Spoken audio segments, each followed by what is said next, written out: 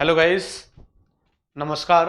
मैं हूं आज़ाद और आज हम चर्चा कर रहे हैं एक बहुत ही ज्वलंत मुद्दे पर, वो है चुनावी बॉन्ड, इलेक्टोरल बॉन्ड। आप लोगों को पता है चुनावी बॉन्ड 2017 में जब आया तभी से ये एक चर्चा का विषय बना रहा है। और अभी हाल ही की बात करें क्यों चर्चा में है, तो इसके चर्चा में रहने की वजह यह है कि सुप्रीम कोर्ट का हाल ही में डिसीजन आया है। 5 जजों की बेंच ने चुनावी बॉन्ड को लेकर के एक फैसला दिया है और फैसले में ये लाइन कही है, क्या कहा है? चुनावी बॉन्ड योजना को असंवैधानिक करार। यानी अब ये संवैधानिक नहीं रहा है। ये वास्तव में फैसला लोकतांत्रिक और कानूनी परिदृश्य के एंगल से अगर आप देखेंगे तो आपको लगेगा बहुत बेहद जरूरी था और ये फैसला पहले ही आ जाना चाहिए था, है ना। खैर, अभी हम इसको डिटेल में डिस्कस करेंगे कि वास्तव में ये चर्चा में आया है तो इसमें जो 5 पॉइंट कहे गए हैं वो कौन कौन से पॉइंट हैं, और इन 5 पॉइंट के माध्यम से हम ये भी सोचेंगे, विचारेंगे कि वास्तव में जो इससे लाभ हो रहे थे, जो इससे हमें कुछ फायदे दिखाई दे रहे थे, क्या वो इससे समाप्त हो जाएंगे। अब हमें यह भी देखने को मिलेगा कि अब इससे क्या कुछ परिवर्तित रूप में चुनावी बॉन्ड सामने आएंगे। हमें फिर यह भी देखने का मौका मिलेगा कि ये चुनावी बॉन्ड से संबंधित जो योजना है ये कब लाई गई थी और इसमें क्या प्रावधान था। ठीक है, तो आपको पता लग गया सुप्रीम कोर्ट ने अभी हाल ही में डिसीजन दिया है कि इसे असंवैधानिक करार दे दिया गया है। इसमें 5 मुख्य बिंदु जो हैं वो है सूचना के अधिकार का उल्लंघन। पहला बिंदु क्या है? सूचना के अधिकार का उल्लंघन, वायलेशन ऑफ आरटीआई। और दूसरा दिया हुआ काले धन पर अंकुश लगाने के लिए आरटीआई को प्रतिबंधित करने की वैधता। इसी प्रकार से जो तीसरा मुद्दा है वो है दाता गोपनीयता बनाम सार्वजनिक हित। यानी ये एक डिलेमा की स्थिति है, दुविधा की दशा है कि दाता की गोपनीयता को ज्यादा महत्व दिया जाए या पब्लिक इंटरेस्ट को। इसी प्रकार चौथा मुद्दा जो है वो कंपनियों द्वारा असीमित राजनीतिक योगदान। यानी जो बहुत सारी कंपनी हैं वो अनलिमिटेड पॉलिटिकल कंट्रीब्यूशन कर रही हैं, तो इस चीज को लेकर भी सुप्रीम कोर्ट ने थोड़ा ध्यान आकर्षित किया है। पांचवा और अंतिम बिंदु जो अहम है इस पहलू का वो है पारदर्शिता का आह्वान। तो इन बिंदुओं को हम एक एक करके डिटेल में देखते हैं। जैसे सबसे पहला हम मामला देख रहे हैं वायलेशन ऑफ आरटीआई। आप सभी लोग जानते हैं सूचना का अधिकार हमारे आर्टिकल 19 से जोड़कर समझा जाता है। आर्टिकल 19 का सब सेक्शन ए और सब सेक्शन आर्टिकल 19 का सेक्शन 1 और सब सेक्शन ए ये हमें आरटीआई से जोड़ने का प्रयास करता है। और इसमें बातचीत क्या कुछ कही गई है वो समझिएगा। सुप्रीम कोर्ट ने कहा कि इलेक्टोरल बॉन्ड को अज्ञात रखना सूचना के अधिकार और अनुच्छेद 19(1)(a) का उल्लंघन है। मतलब ये कि अनुच्छेद 19 जहां हमें जानकारी प्राप्त करने का अधिकार देता है, वहीं इलेक्टोरल बॉन्ड में गोपनीयता की बात कही गई। यानी यहां एक जगह छुपाने की बात हो रही है और हमें फंडामेंटल राइट कहता है कि हमें बताया जाए, और इसके लिए पूरा एक एक्ट लाया गया आरटीआई, वो हमसे कहता है कि हम जान सकते हैं किसी भी बात को। चुनावी बॉन्ड गोपनीयता की बात कर रहा है, तो ये क्लैश की स्थिति उत्पन्न हो रही है। इस बात पर विचार किया है सुप्रीम कोर्ट ने। इसी प्रकार दूसरा बिंदु जो बहुत चर्चा में था उस समय पर कि इलेक्टोरल बॉन्ड आने से काले धन में कमी आएगी, जो ब्लैक मनी है उसमें कमी आएगी, तो इस बिंदु पर भी चर्चा की है सुप्रीम कोर्ट ने और कहा है कि चुनावी बॉन्ड योजना काले धन पर अंकुश लगाने का एकमात्र तरीका नहीं है। देखिए, दो चीजें, एक तरीका होना और एकमात्र तरीका होना। तो सुप्रीम कोर्ट ने कहा है कि काले धन पर अंकुश लगाने के लिए हम और तरीकों पर भी विचार कर सकते हैं। इसलिए अगर समस्या इससे क्रिएट हो रही है, देखिए एक सॉल्यूशन हो सकता है ब्लैक मनी को रोकने का, लेकिन ओनली वन नहीं है ये बात कही है सुप्रीम कोर्ट ने। सुप्रीम कोर्ट ने अदालत ने राजनीतिक दलों को वित्तीय सहायता से उत्पन्न होने वाले बदले की व्यवस्था की संभावनाओं को स्वीकार किया है। और इसी प्रकार हम तीसरे बिंदु पर बढ़े तो दाता गोपनीयता बनाम सार्वजनिक हित। अब आप भी अगर एक सिविल सेवक होते, आपके सामने अगर ऐसी दुविधा आ जाए तो जाहिर सी बात है निर्णय लेने में आपको परेशानी होगी कि आपको जो डोनेट कर रहा है उसकी प्राइवेसी का ध्यान रखना है, उसकी सीक्रेसी का ध्यान रखना है, और दूसरी बात, आपको पब्लिक इंटरेस्ट भी देखना है, तो क्या करेंगे आप? तो सुप्रीम कोर्ट का कहना है कि जब ऐसी स्थिति उत्पन्न हो रही है और इसका ऑब्जेक्टिव है कि हम ब्लैक मनी को कम करेंगे, अगर हमारे पास ये होता कि ब्लैक मनी को कम करने के लिए और कोई उपाय ही नहीं है, यही एकमात्र उपाय है, तब हम प्रायोरिटी देते कि देखिए हम दाता की गोपनीयता को बनाए रखेंगे और सार्वजनिक हित से हम समझौता कर लेंगे। लेकिन ये एक्सेप्शन केस हो जाता, अपवाद की स्थिति हो जाती। लेकिन चूंकि हमारे पास और भी विकल्प उपलब्ध हैं काले धन पर अंकुश लगाने के लिए, तो हम इतना ज्यादा क्यों रिजिड बने? चौथा मुद्दा है कंपनियों द्वारा असीमित राजनीतिक योगदान। कोई कोई कंपनी अपना इतना कंट्रीब्यूशन कर रही है कि जिसको देख करके, उसका नंबर जान करके हमें ऐसा लग रहा है कि इतना कंट्रीब्यूशन क्यों कर रहे हैं? क्या इनका कोई अपना पर्सनल इंटरेस्ट तो नहीं है? क्या ये राजनीतिक लाभ लेना तो नहीं चाह रहे हैं? इन सारी बातों को ध्यान में रख करके सुप्रीम कोर्ट ने कहा है कि कंपनियों की ओर से असीमित राजनीतिक योगदान की अनुमति देने वाले कंपनी अधिनियम में संशोधन मनमाने और असंवैधानिक हैं। सुप्रीम कोर्ट ने आदेश दिया है कि बैंक तत्काल चुनावी बॉन्ड जारी करना बंद कर दें।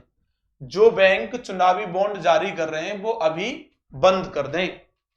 इसमें एसबीआई के बारे में स्पेशली मेंशन की गई हैं चीजें, वो समझिएगा। सुप्रीम कोर्ट ने व्यक्तिगत योगदान की तुलना में राजनीतिक प्रक्रिया पर कंपनियों के संभावित गंभीर प्रभाव पर प्रकाश डाला है। इसके अलावा कंपनी अधिनियम में संशोधन की आलोचना की है कि जो अपने हिसाब से आपको अपने कंफर्ट जोन बनाने के लिए कंपनी एक्ट में अमेंडमेंट करते जा रहे हैं, जरूरत नहीं बिला वजह कर रहे हैं। खैर, कहा कि राजनीतिक फंडिंग में कॉरपोरेट दान पूरी तरह से व्यवसायिक लेन देन है। सही बात है ये। और पांचवा और अंतिम मुख्य बिंदु है जिस पर सुप्रीम कोर्ट ने कहा है पारदर्शिता का आह्वान। सुप्रीम कोर्ट ने बैंकों द्वारा चुनावी बॉन्ड जारी करने पर तत्काल रोक लगाने के निर्देश जारी कर दिए हैं, ये आप जान गए हैं। जस्टिस चंद्रचूड़ ने स्टेट बैंक ऑफ इंडिया को पॉलिटिकल पार्टी को मिले इलेक्टोरल बॉन्ड की जानकारी देने का निर्देश दिया है। यानी एसबीआई को जो इलेक्टोरल बॉन्ड प्राप्त हुए हैं उनकी जो जानकारी है उसे पब्लिक करने को कहा है। देखिए अगली लाइन क्या कहती है। सुप्रीम कोर्ट ने कहा कि एसबीआई चुनाव आयोग को जानकारी मुहैया कराएगा और चुनाव आयोग इस जानकारी को 31 मार्च से पहले अपनी वेबसाइट पर पब्लिश करेगा, जिससे लोगों को पता चले कि कौन कितनी मात्रा में चुनावी बॉन्ड खरीदा है, किसने कितना कंट्रीब्यूशन किया है।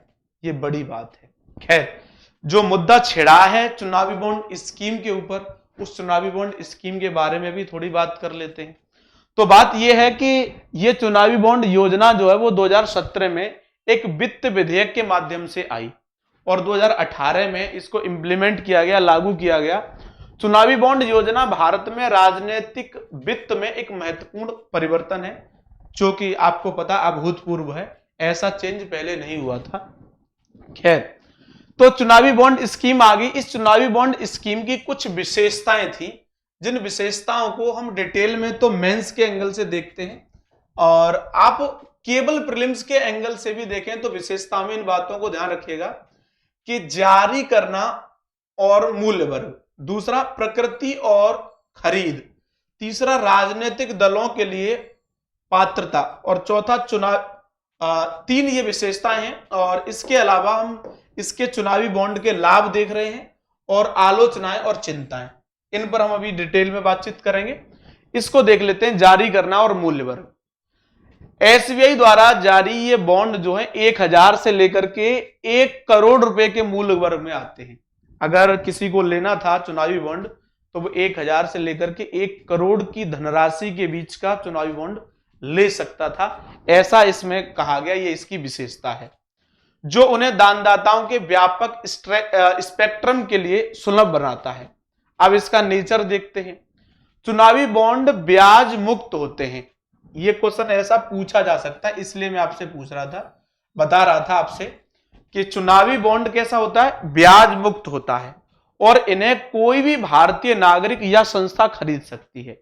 अब इस जगह पर यूपीएससी दे देगा कि इसे कोई भी व्यक्ति खरीद सकता है, तो आंसर आपका गलत हो जाएगा, क्योंकि यहां क्या कहा गया, भारतीय नागरिक या संस्था खरीद सकती है। नागरिक में नागरिक आएगा केवल जो भारत का है, व्यक्ति में नागरिक और गैर नागरिक दोनों आ जाएंगे, इसलिए यह बात ध्यान रखनी है। इन्हें व्यक्तिगत रूप से या संयुक्त रूप से खरीदा जा सकता है, यानी चाहो तो आप अकेले खरीद सकते हो पर्सनली, चाहो तो किसी के साथ जॉइंटली आप परचेज कर सकते हो, और जारी होने से 15 दिनों के लिए ही ये वैलिड होते हैं। ये दूसरी विशेषता हो गई।